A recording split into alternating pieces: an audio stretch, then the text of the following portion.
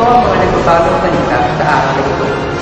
Isang 16 anyos na lalita ay inabutan ng panganak sa ilalim ng July 20. Nakaputo sa ating Aroy.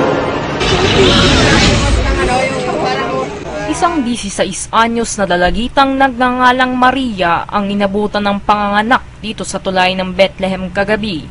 Kasama ang kanyang asawa na si Jose, pinangalanan nilang Jesus ang kanilang sanggol na kapapanganak lamang. Sila'y tinulungan ng 3 taon na nagngangalang Melchora, Gaspar at Baltasar. Nagkusa ang 3 na tulungan ng mag-ina at dalhin sila sa Judea Hospital upang mabigyan ng sapat na atensyong medikal. Actually, we're on our way to Rockwell and then we passed by Bethlehem Bridge. Tapos, napansin namin under the bridge, merong crowd of people, so we checked. Under the bridge, merong girl na nanganganak pa lang. Young ata siya, so she's like about 16. Mukhang wala namang tumutulong, so we decided to help.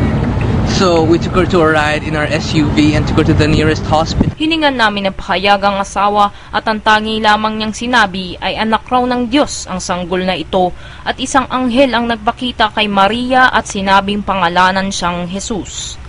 Matapos sumiklab ang balitang ito ay naging kontrobersyal ito sa panig ng simbahan. Balik sa'yo, Jason.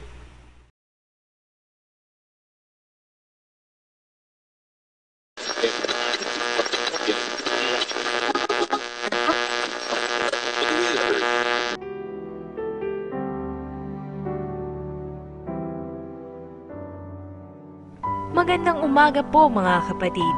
Isa na naman pong episode ng Kwento ng Aking Buhay.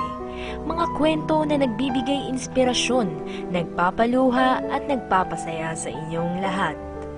Sa araw na ito ay meron na naman tayong kapatid na nagpadala ng ganyang liham. Napaka-espesyal nitong ating tagapagsulat na magbabahagi ng kanyang kwento sapagkat siya ay isa sa mga malalapit na kaibigan ng tanyag na si Jesus Christ. Itago na lamang natin siya sa pangalang Peter. Dear Ate Pat, nagugunita ko pa sa aking kamalayan ang araw na nagpabago at nagpaliwanag sa aking buhay noong nakilala ko si Jesus. Tandang-tanda ko pa ang taimtim na pagkakataong nilapitan niya ako habang nakaupo ako sa bench.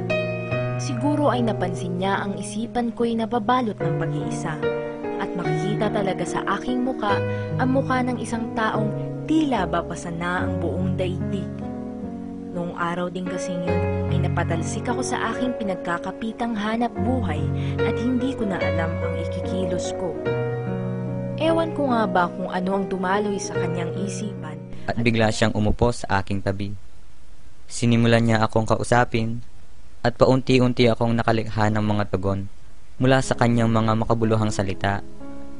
Hindi nagtagal ay naging aktibo ang aming konversasyon at unti-unti nang napipinta sa aking muka ang mga matatamis na ngiti. Pinaluwag niya ang aking kalooban at napakarami niyang ibinahaging aral sa akin tungkol sa Diyos. Ipinakilala niya ang kanyang sarili. Siya si Jesus, ang bugtong na anak ng dakilang Panginoon. Simulat sa araw na iyon ay sumama ako sa kanyang misyon. Ang misyon na iligtas ang sanlibutan mula sa kanilang mga kasalanan. Sa aming naging paglalakbay kasama ng iba pa niyang tagasunod, natunghayan ko ang kanyang mga mabubuting gawi. Nagsilbi akong saksi sa kanyang mga kamanghamanghang milagro. Sa katunayan nga, ay kaya niyang maglunas ng mga malulubhang sakit. Hindi ko alam kung paano niya ginagawa ang mga iyon.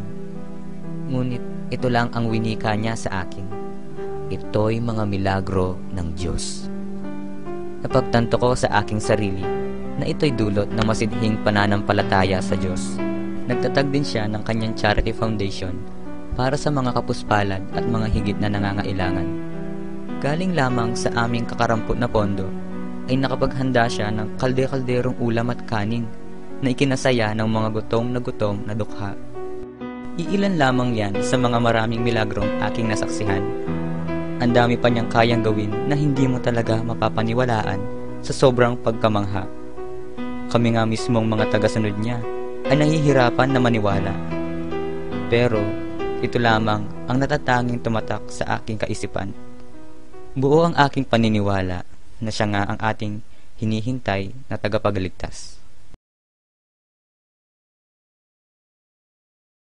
Naniniwala ka na ba na itong si Jesus ay ang talagang anak ng Diyos? Oo, naniniwala ako na siya ang pinakaiintay natin. Siyang anak ng Diyos na bumaba galing sa kalangitan para iligtas tayo sa mga kasalanan at lumalaganap na kasamaan sa mundo natin. Hindi ako maniniwala riyan. Imposible na may tao nakakagawa ng milagro. Hindi yan anak ng Diyos, bago siya ay anak ng demonyo. Hindi dapat tayo nag-iimpluwensya ng mga ganitong klaseng tao. Huwag tayo magpapaloko. Hindi natin maiiwasan ang kontradiksyon sa pagitan ng paniniwala ng mga tao. Mayroong mga taong buo talaga ang paniniwala at pananampalataya na si Jesus ay ang Mesaya. At mayroon ding mga taong taliwas sa paniniwalang ito at ang mismong presidente pa natin. Nagkaroon siya ng pangangamba sa mga naririnig niyang kuro-kuro na si Jesus ay isang hari. Noong una ay tinawanan niya lamang ang balitang ito. Ngunit sinimulan na niya ang kanyang mga aksyon dahil nagbanta sa kanyang posisyon ang malawakang impluensya ni Jesus sa mga tao. Napagpasyahan ng presidente kasama ng mga pari na ipahuli si Jesus at igawad ng kaparusahang kamatayan dahil sa mga malalabong kadahilanan, mga paratang ng pagnanakaw, paggamit ng ngalan ng Diyos, mga argumento ng mga paring taliwas sa kanya, at mga magkakahalong opinyon ng masa. Kaming mga tagasunod niya ay nagluksa sa kanyang pagkamatay. Kami nawalan ng isang matalik na kaibigan, isang tagapayo, isang matimyas na guro, isang tagagabay at isang kapamilya.